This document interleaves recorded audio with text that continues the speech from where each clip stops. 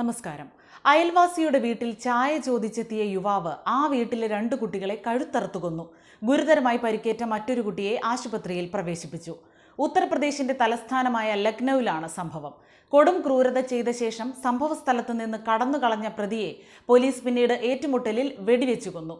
കുഞ്ഞുങ്ങളുടെ കൊലപാതകത്തോടെ സംഘർഷഭരിതമായ പ്രദേശം ഇപ്പോൾ ശാന്തമാണെന്നാണ് പോലീസ് അറിയിച്ചിരിക്കുന്നത്.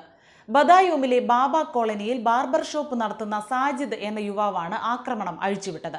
ചൊവ്വാഴ്ച രാത്രി 7:30ഓടെയായിരുന്നു സംഭവം. ബാർബർ ഷോപ്പ് അടച്ച് വീട്ടിലെത്തിയ സാജിദ് അയൽവാസിയായ വിനോദിന്റെ വീട്ടിലെത്തി ചായ ചോദിച്ചു. വിനോദ് ഈ സമയം വീട്ടിലില്ലായിരുന്നു. അദ്ദേഹത്തിന്റെ ഭാര്യയോടാണ് ചായ നൽകാൻ ആവശ്യപ്പെട്ടത്. ഈ സമയം സംശയിക്കത്തക്കതായി ഒന്നും തോന്നിയില്ല. വിനോദിന്റെ ഭാര്യ ചായ ഇടാനായി അടുക്കളയിലേക്ക് പോയ സമയം സാജിദ് വീടിന്റെ ടെറസിൽ കയറുകയും അവിടെ കളിച്ചുകൊണ്ടിരുന്ന വിനോദിന്റെ മക്കളുടെ കഴുത്തറുക്കുകയുമായിരുന്നു. 13 വയസ്സുകാരനായ ആയുഷ്, 7 വയസ്സുള്ള അഹാന, 6 വയസ്സുകാരനായ പീയൂഷ് എന്നിവരാണ് കൊടും ക്രൂരമായ ആക്രമണത്തിന് ഇരയായത്. മൂർച്ചയേറിയ ആയുധം കൊണ്ട് കുട്ടികളുടെ കഴുത്തറുക്കുകയായിരുന്നു. ആയുഷും അഹാനയും അവിടെ തന്നെ മരിച്ചു വീണു.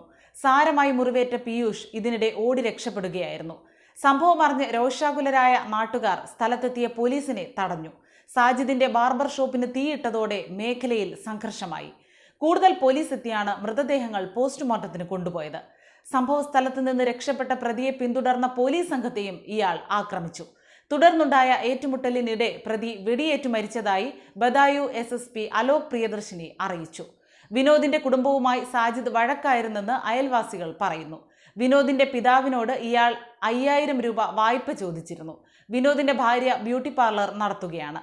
സാജിദിന്റെ സഹോദരൻ ജാവേദും കൊലപാതക സമയത്ത് ഒപ്പമുണ്ടായിരുന്നെന്ന് സൂചനയുണ്ട്. ഇയാളെയും പിടികൂടുമെന്ന് പോലീസ് പറഞ്ഞു.